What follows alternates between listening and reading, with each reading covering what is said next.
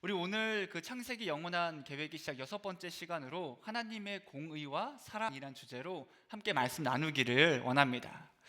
우리가 하나님을 이야기할 때 어떻게 표현할 때가 있냐면 하나님은 공의와 사랑의 하나님이다 라고 이야기할 때가 있어요. 그럼 공의와 사랑이라는 그것이 그렇다면 과연 공존할 수 있는가, 함께 할 수 있는가 하는 거죠. 공의라는 것이 어떤 뜻이냐면 성경사전에서 이렇게 정의하거든요. 공의란 선과 악을 정확하게 분별하는 하나님의 거룩한 성품 가운데 하나로 하나님의 완전하고 의로운 법을 기준으로 잘못된 것이나 잘된 것을 가감없이 판단하고 심판하는 행위를 일컫는 동시에 하나님이 인간을 판단하시는 도덕적 기준으로 이해할 수 있다라고 정의합니다. 그러니까 하나님은 공의로운 분이셔서 그분은 선과 악을 명확하게 구별하신다는 거죠. 선은 선한 대로 보응하시고 악은 악에 따라 심판하신다. 그래서 악을 행할 그때에 마땅히 그 악에 따른 심판을 행하신다는 게 하나님의 공의입니다. 그럼 사랑은 무엇인가? 사랑은 여러 가지로 정의할 수 있지만 성경에서 보면 오래 참고 또 온유하고 용서해주고 자비로 품어주고 안아주는 모습 등이 사랑이잖아요. 그가 잘못했을지라도 좀 부족할지라도 그걸 용서해주고 안아주고 보듬어주는 것이 우리는 사랑이라고 이야기합니다.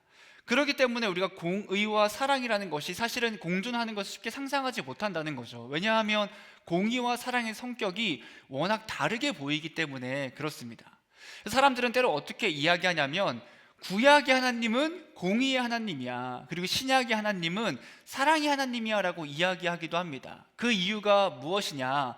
구약 성경을 보면 하나님께서는 이스라엘을 향한 막 심판만 계속하시는 것 같고, 또 신약에서 보니까 자신의 목숨을 바쳐서 그 백성을, 그 자녀들을 구원하시는 그 하나님의 사랑을 봤을 때 구약은 공의, 신약은 사랑이라고 이야기하는 사람들도 있다라는 겁니다. 근데 중요한 건 무엇이냐면 이러한 말은 사실은 틀린 말이다라는 거예요.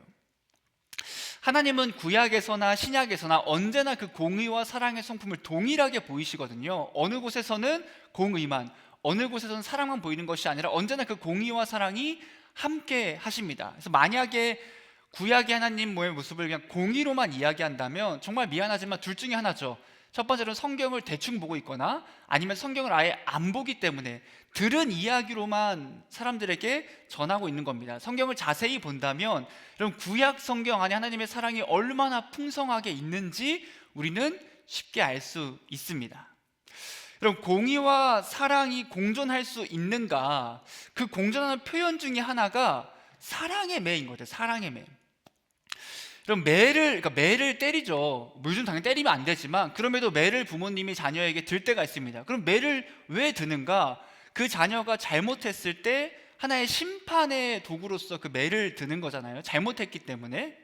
그런데 이런 거죠. 사랑의 매라는 것은 사랑하기 때문에 공의를 행한다라고 보면 되는 겁니다. 아니, 사랑하는데 어떻게 때릴 수 있는가? 어떻게 매를 들 수 있는가? 하는 거죠. 여러분 생각해 봅시다. 자녀가 정말 너무 나쁜 짓을 행하는 거예요. 욕을 한다거나 누굴 때린다거나 도둑질을 한다거나 거짓말을 한다거나 도박이나 마약에 빠져 살고 있다라고 했을 때 부모님이 그 모습을 보고 그냥 나는 이 아이를 사랑하니까 그냥 내가 가만히 이해해 줘야겠다라고 냅둔다면 그 아이가 어떻게 받아들일까? 그 아이가 시간이 지나서 우리 부모님이 나를 너무 사랑하셔서 내가 도둑질하는 것을, 친구를 때리는 것을, 욕을 하고 도박과 마약하는 것을 가만히 두시는구나, 우리 부모님의 한없는 사랑을 내가 이제야 깨닫는다라고 과연 할까 하는 겁니다. 부모님이 아무것도 말하지 않고 가만히 냅두면 오히려 괜찮나 보다, 모르나 보다, 그렇게 해도 되는 건가 보다라고 생각하고 그 악한 모습이, 그 범죄가 끊이지 않는다는 거죠. 그럼 부모는 어떻게 해야 되죠? 그 아이가 범죄를 행하고 악을 행할 그때에 그것을 끊을 수 있는 공의가 필요한데 그 하나로 매를 들게 되는 거죠. 내가 내 자녀를 때리는 그게 막 너무 좋아서 얘를 때리는 게 너무 기뻐서 때리는 게 아니겠죠.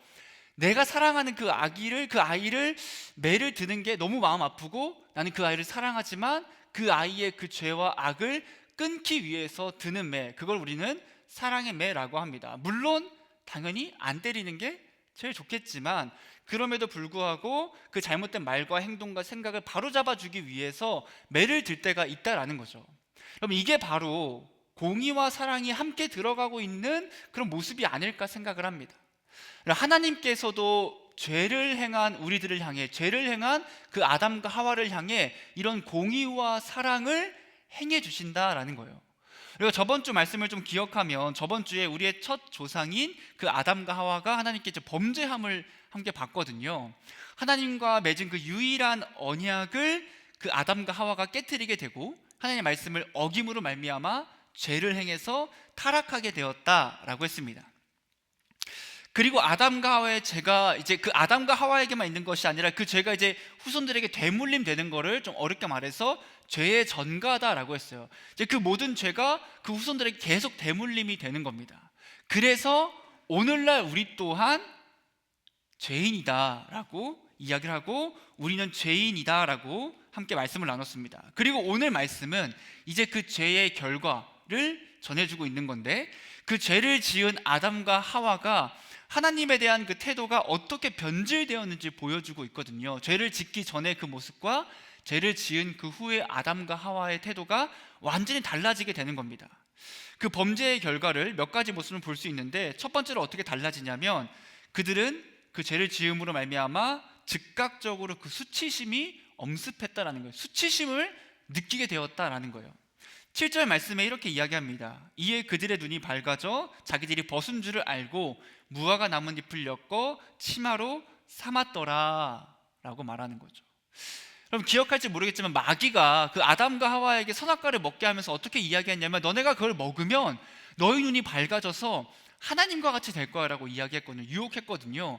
근데 그걸 먹으니까 어떻게 되냐면, 진짜 마귀의 말처럼 눈이 밝아지게 되는 거죠. 눈이 밝아져서 하나님과 같이 된 것이 아니라 그들이 어떻게 됐냐면, 그들이 눈이 밝아짐으로 말미암아 자신들의 타락함을 보게 되었고, 자기들이 벗은 것을 알게 됨으로 말미암아 수치심을 느끼게 되는 겁니다. 그들이 그 벗은 것을 더 이상 볼 수 없게 되는 거죠. 그럼 이들이 수치심을 느끼자마자 한 행동이 무엇인가? 그들은 무엇을 했어야 하는가? 원래였으면 그들은 그 수치심을 겪자마자 하나님께 그 죄를 고백하면서 회개를 했어야죠. 하나님께 나아가서 우리가 이런 죄를 저질렀으니 죄송합니다라고 고백을 했어야 되는데, 그들이 어떤 모습을 보이냐면, 회개하는 대신에 자신들의 그 모든 것을 감추려고 합니다. 숨기려고. 그래서 자신들의 힘으로 그 수치심을 없애려고 무화과 나뭇잎을 엮어서 가려지지도 않는 그 허술한 것으로 자신들의 몸을 가리기 급급했다라는 겁니다. 여러분들, 그런데 죄를 아무리 숨기려고 해도 하나님께 숨길 수 없음을, 하나님을 속일 수 없음을, 그리고 그 죄 가운데에서 아무리 피하려고 해도 절대 하나님께 도망칠 수 없음을 그들이 깨닫지 못하고 있는 거죠. 이들은 낙원에서 지녔던 그 모든 영광과 기쁨을 박탈당하고 하나님 앞에 부끄러워하는 존재가 되어버립니다. 이게 첫 번째 죄의 결과이고, 두 번째로는 그들이 하나님께 두려움을 느끼게 돼요. 두려움을. 선악과를 먹은 아담과 하와가 두려움에 사로잡히게 됩니다. 8절에 보면 이렇게 이야기하죠. 동산에 거니시는 여호와 하나님의 소리를 듣고 아담과 그의 아내가 여호와 하나님의 낯을 피하여 라고 말합니다. 하나님께서 아담과 하와에게 다가오셨어요. 친히 아담과 하와에게 오셨는데, 그 아담과 하와가 어떻게 하냐면 그 하나님을 피하게 됩니다. 그리고 하나님께 아담을 부르시거든요. 아담아, 네가 어디 있느냐라고 할 그때에 10절 말씀에 이렇게 대답합니다. 이르시되 내가 동산에서 하나님의 소리를 듣고 내가 벗었으므로 두려워하여 숨었나이다 라고 대답하는 거예요. 여러분, 아담이 하나님이 오시는 것을 알았거든요. 하나님의 그 소리가 들렸거든요. 근데 그걸 듣고 어떻게 하냐면 하나님을 반갑게 맞이한 것이 아니라 두려워서 숨어버리게 되는 거예요. 여러분, 이것은 정말 너무너무 슬픈 변화의 모습인데, 아담이 죄를 짓기 전에는 어떠했을까? 하나님이 그 아담에게 다가왔을 그때, 그 음성이 들릴 그때의 아담은 기쁘게 맞이했을 겁니다. 마치 부모님이 일을 끝내고 왔을 때 그 자녀가 문 앞에서 맞이하듯이 하나님을 봤을 그때의 그 아담과 하와는 기쁨으로 맞이했을 거라는 거예요. 죄가 없었을 그때에. 그런데 그 아담과 하와가 죄를 지으니까 어떻게 되냐면, 하나님의 음성이 들리고 그분의 소리가 들리자마자 심판을 받을까 두려워하여 피하고 숨어버리게 되는 겁니다. 자신들의 죄와 타락을 알게 됨으로 말미암아 더 이상 하나님을 똑바로 볼 수 없고, 그분을 향한 기쁨이 아니라 그분을 향한 두려움을 가지게 되는 거죠. 여러분, 세 번째로 그 아담과 하와가 죄를 지음으로 말미암아 그들은 변명과 책임을 전가하게 됩니다. 하나님께서 아담에게, 야 아담아, 누가 너의 벗었음을 알려주었느냐, 너가 왜 내가 먹지 말라고 한 그 열매를 먹었느냐라고 물어보세요. 이 물어보시는 것은 하나님이 모르시기 때문에 하는 게 아니거든요. 이미 하나님은 다 알고 계세요. 근데 왜 물어보실까? 아담으로 하여금 겸손히 자신의 죄를 고백할 수 있는 기회를 주신 겁니다. 근데 아담이 그 기회를 그냥 발로 걷어차버리죠. 그리고 그 아담이 어떻게 하냐면 그때부터 핑계와 책임을 전가하게 됩니다. 12절에서 이렇게 말하죠. 하나님이 주셔서 나와 함께 있게 하신 여자, 그가 그 나무 열매를 내게 주므로 내가 먹었나이다 라고 대답하는 거예요. 아담은 변명을 해. 하나님께서 너 왜 그랬어? 너 왜 내가 먹지 말라고 한 거 먹었어라고 물으니까 변명을 하기 시작해요. 하나님, 그거 내 탓이 아니라, 내 잘못이 아니라, 그리고 책임을 전가하죠. 이 여자가, 이 하나님이 주신 그 아내가 나에게 먹으라고 날 유혹해서, 나에게 먹으라고 권해서 내가 어쩔 수 없이 먹었습니다라고 대답하는 거예요. 책임을 전가시키고 있는 거죠. 그리고 이 대답 안에는 하와에게만 책임을 전가하는 것이 아니라 그가 하나님에게도 그 책임을 전가하는 것을 볼 수 있는데, 이런 겁니다. 하나님이 주신 그 반려자, 하나님이 주신 그 돕는 배필, 하나님이 나에게 주신 그 여자가 나에게 먹으라 그래서 먹은 거예요. 이거는 하나님의 책임도 있는 것이 아닙니까? 라는 것을 암시하고 있는 거죠. 아담은 하나님의 질문에 변명과 그 책임을 전가하며 대답합니다. 하나님이 하와에게 똑같이 질문합니다. 하와도 똑같이 대답하는 거죠. 변명과 책임을 전가하여 13절 말씀이 이렇게 대답해요. 여자가 이르되 뱀이 나를 꿰므로 내가 먹었나이다. 그럼 아담과 하와는 하나님의 물음에 죄를 고백하고 참회하고 회개하는 것이 아니라 변명하기에 급급해요. 내 잘못이 아니라 이 하와 때문에, 내 잘못이 아니라 이 뱀 때문에라고 하면서 책임을 전가하고 어떻게든 하나님의 그 물음에 도망치려고만 합니다. 그런데 그들의 핑계가 절대로 통하지 않는다라는 거죠. 그 어떤 핑계도 하나님 앞에 지은 그 죄를 없던 것으로 만들지 못했습니다. 심지어 마귀가 유혹한 게 맞지만 유혹했을지라도 그 죄를 지은 것은 아담과 하와라는 거죠. 마귀는 유혹자가 맞지만 그 죄를 짓기 위해 선택한 것은 아담과 하와였던 거예요. 그리고 그로 말미암아 그들은 거룩하신 하나님 앞에서 그 죄로 말미암아 정죄받게 되는 거죠. 여러분, 아담과 하와의 모습은 우리가 죄를 지었을 때의 모습과 똑같다라는 거예요. 죄를 지으면 어떡하죠? 수치심을 느끼게 되고 피하고 도망치고 숨게 됩니다. 하나님을 멀리하고 하나님을 두려워하고 하나님을 향한 변명과 핑계만 늘어나게 되죠. 그리고 이 모습은 하나님을 믿지 않는 사람들의 모습과 동일해요. 하나님을 믿지 않는 사람들의 모습은 어떻죠? 하나님께 나아가려고 합니까? 궁금해합니까? 찾으려고 합니까? 절대 아닙니다. 어떻게 하는가? 하나님이 오면 피하죠. 싫어하고 미워하고 수치 때문에 하나님을 보지 못하고 두려워하며 혐오하며 하나님의 존재 자체를 부인하게 되는 거예요. 여러분, 그게 인간의 죄성이에요. 그게 예수님을 믿지 않는, 그분을 영접하지 아직 못한 사람들의 죄인된 모습입니다. 이게 왜 생겨났는가? 아담과 하와의 그 죄의 결과로 말미암아 우리가 이렇게 타락한 존재가 되었다라는 겁니다. 여러분, 우리가 인간의 죄로 인해서, 우리의 죄로 인해서 하나님께 멀어지거든요. 하나님과 그 관계가 깨졌는데, 그럼 하나님께서 그 깨진 관계 그대로 그냥 냅두는가? 영원한 타락한 상태에서 알아서 살라고 냅두시는가? 그럼 그렇지 않다는 거예요. 하나님께서는 이제 우리에게, 그 아담과 하와에게 공의와 사랑을 보여주십니다. 하나님께서 죄인인 아담과 하와에게 공의와 사랑을 행하시는데, 공의의 모습을 좀 먼저 보면 하나님의 그 공의의 심판이 세 인물에게 임하게 됩니다. 첫 번째는 뱀에게 임해요. 뱀, 마귀죠, 마귀. 하나님께서 아담과 하와에게 질문하셨죠. 왜 그랬느냐라고 질문하는데, 뱀에게는 질문합니까? 아무 질문도 하지 않아요. 뱀에게는 묻지도 않습니다. 그냥 너가 왜 그랬니라고 묻지도 않고, 뭐 이유를 묻지도 않고, 하나님께서는 아담에게 물으시고 하와에게 물으시고 뱀에게는 직결 심판을 내리세요. 어떻게 심판하시냐면, 여러 가지 이야기가 있지만 그 중에서 가장 중요한 심판의 내용은 뱀을 향해서 네가 여자와 원수가 되고 여자의 후손과도 원수가 된다. 그리고 여자의 후손은 뱀의 머리를 상하게 할 것이고 그 뱀은 후손의 발꿈치를 상하게 할 것이다 라고 하나님께서 그 판결을 내리십니다. 두 번째로 하와를 향한 공의를 보이시거든요.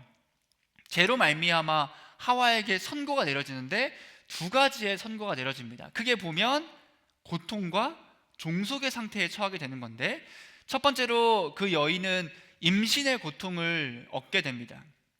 여러분, 여기서 임신의 고통이라고 하는 것은 우리가 뭐 해산의 고통이라고도 하지만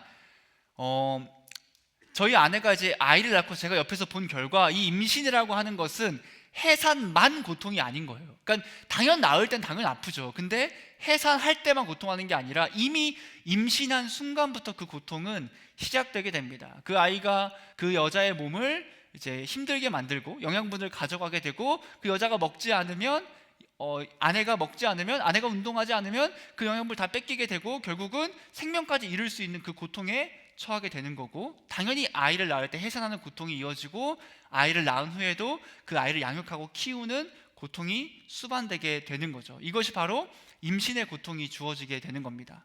또한 여자에게는 종속의 상태가 놓이게 되는데, 우리가 몇 주 전에 봤지만 창조의 그 상태 가운데서는 하나님께서 그 하와를 돕는 배필로 주셨지만 그것이 종속의 관계가 아니라 동등한 관계라고 했잖아요. 남자와 여자가 동등하게 서로 사랑하고 함께 존중하고 존경해주는 관계였는데, 이 죄로 말미암아 여인에게 어떤 심판이 임하냐면 그 가운데에 그 죄로 말미암아 그 여인의 권위가 박탈당하게 된다는 거죠. 특히 아내된 자가 그 남편의 주관하에 놓이게 되는 모습을 볼 수 있습니다. 어디서 볼 수 있냐면 구약 성경을 보면 이스라엘의 법들이 나오는데 그 법들의 거의 주권이 남성에게 있어요. 그것이 하나님께서 그 인간의 죄로 말미암아 여인에게 내려진 하나의 심판이다라는 거죠.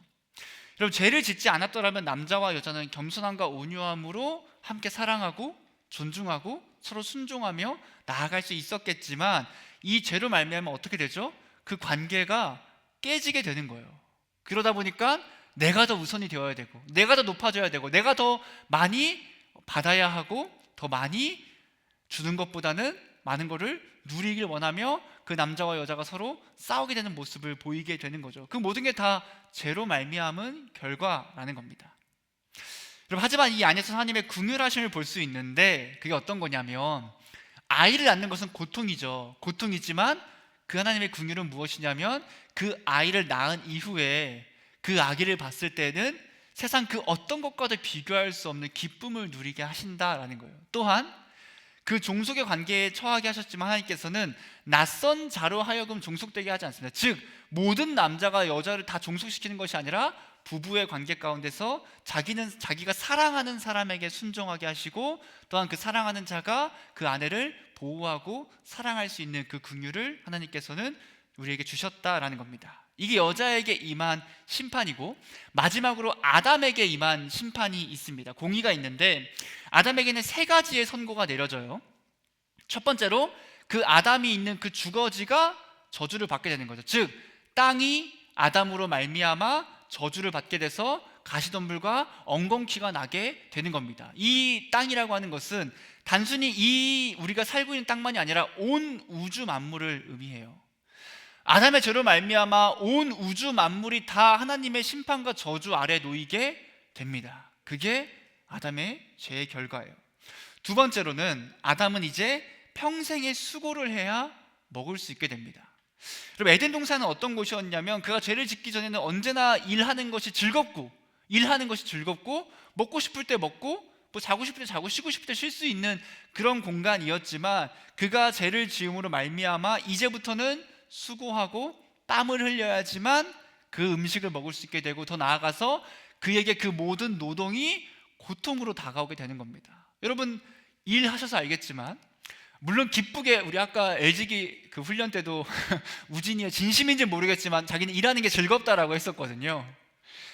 저도 기쁜데 우리가 그럼에도 고통스러울 때가 있잖아요. 피곤하고 좀 지치고, 그리고 사람들과의 관계나 여러 가지 일의 어려움들을 당하면서 그 노동이 우리에게 온전한 기쁨이 아니라 고통으로 다가오게 되었다라는 겁니다. 마지막으로 그 아담에게는 죽음이라는 것이 선고돼요. 죽음. 죄를 짓기 전에 아담은 영원한 생명을 가지고 살아갈 수 있었습니다. 그런데 죄를 지음으로 말미암아 하나님께서 말씀하신 것처럼 아담에게는 죽음이 임하게 되죠. 그 죽음은 육체적인 죽음뿐만 아니라 그 영혼의 죽음, 그리고 영원한 하나님과의 단절, 영원한 죽음을 의미하게 되는 겁니다. 이제 아담은 죽어서 흙으로 돌아가는 그 심판에 처하게 됩니다. 하나님께서는 그 범죄자들 아담과 하와에게 선고를 내리시고 일정한 부분을 바로 집행하세요. 하나님은 아담과 하와를 이 에덴 동산에서 이제는 쫓아내십니다. 더 이상 나와 함께할 수 없다, 내가 있는 그 낙원에 너희가 함께할 수 없다라고 하시는 의미로서 그 아담과 하와를 쫓아내시는 거죠. 아담과 그 모든 인류는 타락으로 말미암아 하나님과의 관계가 깨지고 그 친밀함을 상실하게 됩니다. 더 이상 하나님과의 그 교제를 누릴 수 없게 되는 건데, 그러나 이 가운데에서 하나님의 공의는 반드시 행해져야 해서 그 공의가 행해졌지만 공의만 행해지는 것이 아니라는 거예요. 여러분, 공의 가운데 하나님의 더 큰 사랑을 우리는 봐야 합니다. 공의가 없을 수 없지만 공의 가운데서 그 밑바탕이 되고 그 모든 본질이 되는 하나님의 사랑이 주어진다는 거죠. 한번 봅시다. 아담과 하와가 에덴 동산에서 쫓겨나는데 결국 그들이 어디로 쫓겨나는가를 봐야 되거든요. 어디로? 아담과 하와가 타락하기 그 이전에 먼저 타락한 존재가 있었는데 그게 바로 타락한 천사들입니다. 그 하늘의 낙원에 쫓겨나서 지옥으로 보내진 타락한 천사들이 있었는데, 사실은 아담과 하와도 원래는 하나님께서 그냥 죽이고자 했으면 지옥으로 보내면 돼요. 그들을 바로 그 지옥 불구덩이로, 그 불못으로 던져버리면 심판이 끝나는 거거든요. 근데 하나님께서 어떻게 하시냐면 그 아담과 하와를 지옥이 아니라 그냥 그 동산에서 쫓아내셔서 그들이 지음받은 그 땅으로 보냈을 뿐이라는 거죠. 그들은 고통을 당하는 그 지옥으로 가는 것이 아니라 그냥 조금 더 수고해야 하는 땅으로 보내졌을 뿐입니다.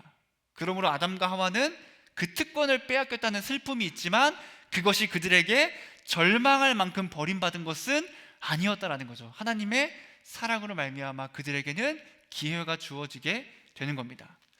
두 번째로 그 하나님의 사랑을 보면 하나님께서 먼저 아담을 불러주셨다라는 거예요. 하나님께서는 아담에게 야 아담아 네가 어디 있느냐라고 물으시거든요.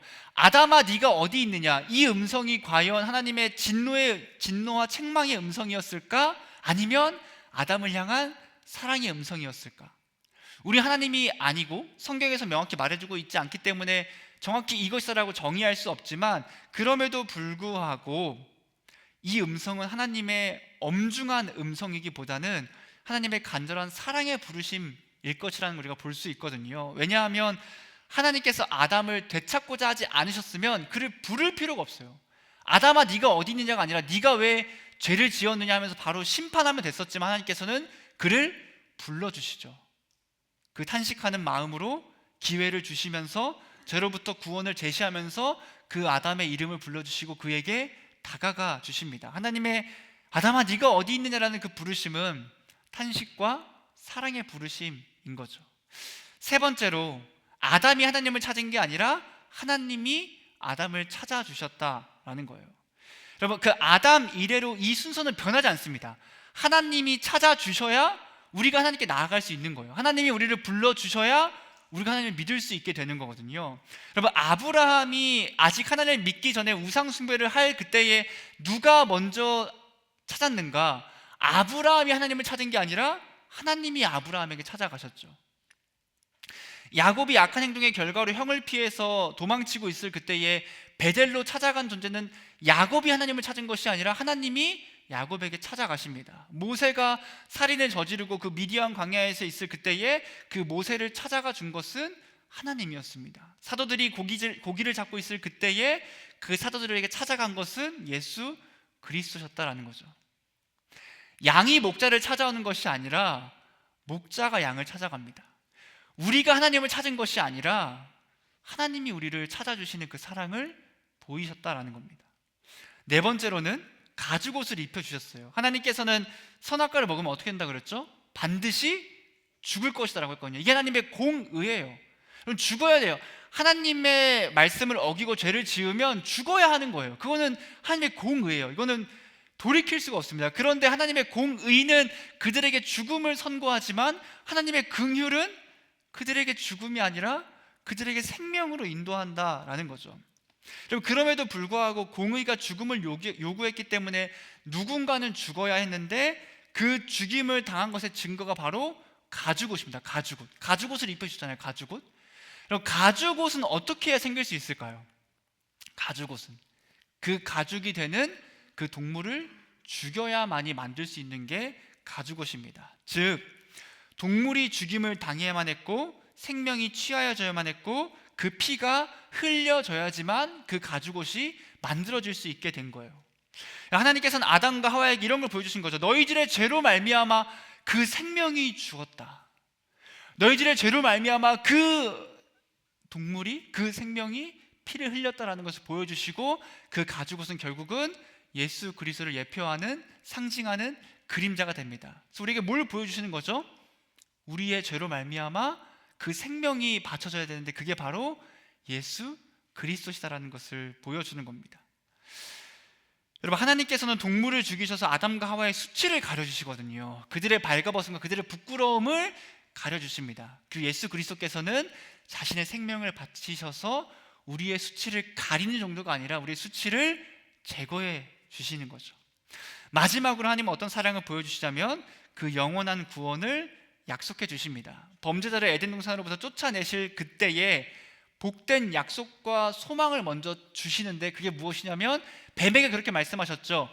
네가 여자의 후손과 원수가 될 거야. 그래서 여자의 후손은 너의 머리를 상하게 할 것이고 너는 그 후손의 발꿈치를 상하게 할 거라고 말씀하시는데 여기서 여자의 후손은 예수님을 의미합니다. 그 마귀가 예수님의 발꿈치를 상하게 하죠. 어떻게 상하게 하죠? 그 관계로 말미암아 예수님이 고난과 십자가의 죽음을 당하게 하십니다. 여기까지만 보면 마귀의 승리 같아요. 끝난 것 같아요. 더 이상 구원이 없을 것 같지만 오히려 하나님께서는 그 마귀가 예수님의 발꿈치를 상하게 하지만 예수님을 통해서 그 마귀의 머리를 아예 부셔뜨려 버리시는 거죠. 그분이 죽고 부활하심으로 말미암아 오히려 수많은 죄인에게 구원을 주시는 그 은혜, 그 마귀가 완전히 패배하고 예수님께서 완전히 승리하심을 하나님께서는 이미 이 태초부터 다 계획하시고 이루셨다라는 겁니다. 여러분, 인간의 죄로 말미암은 결과는 정말 처참하다. 모든 것이 다 망가지게 됩니다. 하나님과의 관계가 산산조각 나게 되는 거고 더 이상 우리의 힘으로는 그 조각을 맞출 수조차 없게 됩니다. 더 이상 하나님을 바라보며 온전히 기뻐하지 못하고 수많은 사람들이 하나님을 피하고 숨고 변명과 책임 전가와 거부하는 모습을 계속 보이죠. 우리들도 마찬가지예요. 사실 우리들도 그 죄성이 있기 때문에 하나님을 찾고 그분을 구하고 그분을 기뻐하기보다는 그분에게 피하고자, 그분에게 숨고자 더 죄를 지으며 나아가는 우리의 모습을 볼 수 있게 됩니다. 죄로 말미암아 이 땅에 사는 그 모든 것이 우리에게 고통일 때가 많습니다. 매일매일 일하는 그 고통, 사람과의 관계 가운데 찾아오는 그 어려움, 그리고 임신의 고통을 경험해야 되고 서로 더 높아지려고 하는 그 이기심과 여러분 그 탐욕과 그 미움과 그 헐뜯음과 그 비난과 수많은 죄악들이 우리의 삶 가운데서 계속 펼쳐짐으로 말미암아 이 땅에 살아가는 한 걸음 한 걸음이 너무 고통스럽고 괴로울 때가 많다라는 겁니다. 하나님의 공의와 심판으로 인해 우리는 영원한 죽음이라는 그 길에 처하게 된 거죠. 그 길은 우리가 가기 싫다고 안 가는 것이 아니라 마치 에스컬레이터처럼 그냥 서 있기만 했는데 그 죽음으로 계속 인도하는 거예요. 나는 가고 싶지 않아도 우리의 삶 자체가 우린 죄인이기 때문에 그 죽음으로 향할 수밖에 없는 겁니다. 그 가운데 우리는 어떻게 하죠? 그 죄에서 벗어나고 싶어서 몸부림치죠. 발버둥 치고 무화과 나뭇잎을 엮어서 수치를 가리려고 합니다. 내 힘으로 이겨낼 수 있지 않을까? 내 힘으로 가릴 수 있지 않을까? 내 힘으로 살아갈 수 있지 않을까라고 우리는 계속해서 노력하지만 아담과 하와가 자신들의 수치를 가릴 수 없었던 것처럼 우리 또한 그 죄에서 절대로 우리의 힘으로는 벗어날 수 없습니다. 절대로 벗어날 수 없다라는 거예요. 여러분, 우리는 어떡합니까? 그냥 포기하고 낙심하고 그냥 세상이 그렇지 뭐 그냥 이렇게 살다 죽어야지라고 포기하며 살아가야 하는가? 여러분, 그렇지 않다는 겁니다. 우리가 절대로 그 죄에서 벗어날 수 없기 때문에 우리에게는 구세주가 필요해요. 구세주가.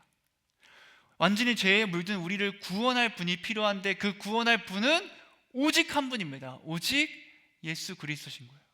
다른 존재는 절대 우리를 구원할 수 없어요. 무화과 나뭇잎이, 아담이, 하와가, 내 옆에 있는 셀 리더가, 제가 절대 여러분을 구원할 수 없습니다. 오직 예수님만이 우리를 구원할 수 있어요.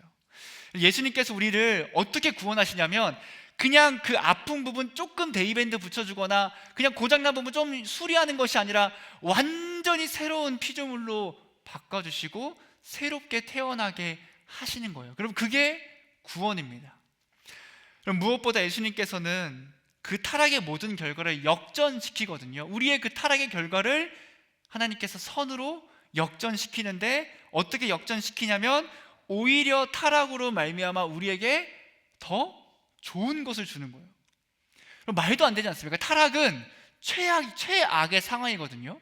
절대 돌이킬 수 없는 하나님의 진노와 공의가 들어간 거거든요. 근데 예수님께서 그걸 어떻게 하시냐면 우리에게 좋은 유익으로 바꿔주신다라는 거예요. 어떻게 바꿔주시는가? 구원받은 자들은 첫째 아담으로 말미암아 잃은 것보다 훨씬 더 많은 것을 둘째 아담, 즉 예수님을 통해서 얻게 되는데 구원받은 우리가 그 첫째 아담보다 더 높은 자리를 차지하게 되는 겁니다. 타락 이전에 아담은 어디에 거했냐면 지상의 낙원, 지상에서 가장 좋은 곳에서 거하게 되었지만 구원받은 사람들은 어디에 거하게 되죠? 하나님의 그 나라에, 그 보좌 곁에서 하나님을 찬양하며 영원토록 그분과 함께 누릴 수 있는 그 하나님의 나라 가운데 거하게 되는 겁니다. 또한 타락 이전의 아담은 자연적인 생명을 소유했지만 구원받은 사람들은 절대 죽을 수 없는 영원한 생명, 하나님과 절대 끊어지지 않는 그 영원한 생명을 소유하게 되는 거죠. 세 번째로 그 구원받은 자들은 더 나은 하나님의 그 기업에 참여하게 됩니다. 여러분, 아담은 어디의 주인이었냐면 에덴 동산의 주인이에요. 너무 좋죠. 너무 대단한 곳이고 우리가 감히 이 땅에서는 상상할 수 없지만 그 구원받은 자들은 무엇을 상속받는가? 하나님의 나라를, 그 하나님의 것을 상속받게 된다라는 겁니다. 마지막으로 그리스도 안에 있는 신자들은 타락 이전에 가능했던 것보다 하나님과 더욱더 깊은 사랑과 교제의 관계를 누릴 수 있게 됩니다. 아담은 단순히 하나님의 그 피조물에 불과했지만 구원받은 우리는 어떻게 불리냐면 예수 그리스도의 지체다라는, 지체다. 그냥 한 명의 단순한 피조물이 아니라 그분의 몸으로 일컬음 받습니다.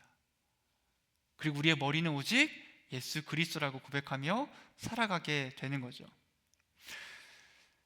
여러분, 하나님의 사랑은 하나님의 그 공의보다 더욱더 크셔서 우리가 분명히 심판 가운데 처하게 되지만 하나님께서는 예수 그리스도를 통해서 그 구속 사랑을 통해서 타락하지 않은 아담도 절대 얻을 수 없었던 것을 구원받은 우리에게 주시게 됩니다. 하나님의 공의는 사라질 수 없지만 하나님께서는 그 공의 가운데 더 큰 사랑을, 그 사랑을 바탕으로 언제나 그 공의와 사랑을 행하시게 되는 겁니다. 그렇기 때문에 죄가 더한 곳에 무엇이 넘칩니까?